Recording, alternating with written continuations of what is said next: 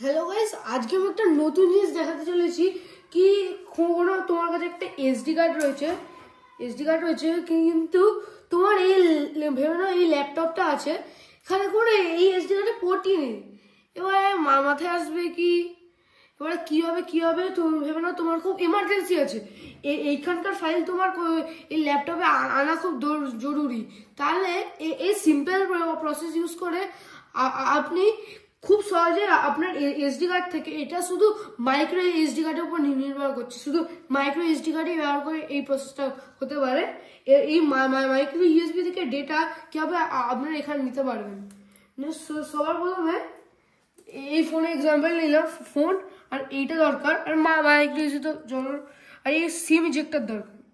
এটা যেমন করে সিম ঢোকায় সেই সিম্পল প্রসেসটা করতে হবে। খুলে গেছে,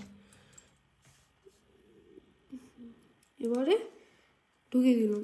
এটা কেন বলে মাইক্রো ইউএসবি হবে, কেন কি বড় এসডি কার্ডগুলো এখানে ঢোকে না।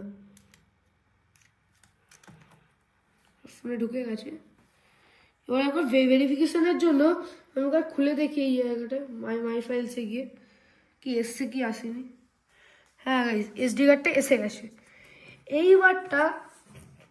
এবারটা খুবই সহজ। এরকম ফোনে এরকম লাগাবে, যে যেমন করে আপনি ফোনের ডেট এখানে নেন সেরকম এখানে লাগাবেন, কম্পিউটার ল্যাপটপে লাগিয়ে নেন। লাগানোর পর এখানে একটা অপশান আসবে ইউএসবি, এখানে টিপ মারলেই এখানে একটা অপশান চলে আসবে ট্রান্সফার ফাইল। এই অপশানটা টিপ মারলে, তা আমি একটা অটোমেটিক দিয়ে রেখেছিলাম বলে আমি অটোমেটিক নিয়ে নিয়েছি। এবারে ফোনটা এসে গেছে, দেখতে পাচ্ছেন এত সহজ প্রসেস ব্যবহার করে আমি আমার এই এসডি কার্ডের জিনিসগুলো নিয়ে চলে এসেছি।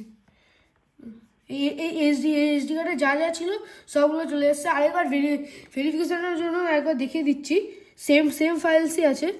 তো অ্যান্ড্রয়েড এখানে সেম টু সেম আছে। এই সিম্পল প্রসেস ব্যবহার করে আপনারা এমার্জেন্সির সময় এটাকে ব্যবহার করে এসডি কার্ড থেকে ডেটা নিতে পারেন। কিন্তু ইউজুয়ালি বলা হয় কনভার্টার ব্যবহার করেই ভালো, কেন কি একটু কিছু ভাবো ওখানে ফোনে সিমটা খুলতে গিয়ে যদি সিমটা ভেতরে আটকে যায়, ওই জন্য বেস্ট হচ্ছে কনভার্টার ব্যবহার করা। কিন্তু ভাবো কোনো খুবই এমার্জেন্সি দরকার, সেই সময় আপনারা এই প্রসেসটা ব্যবহার করতে পারেন। Thank you.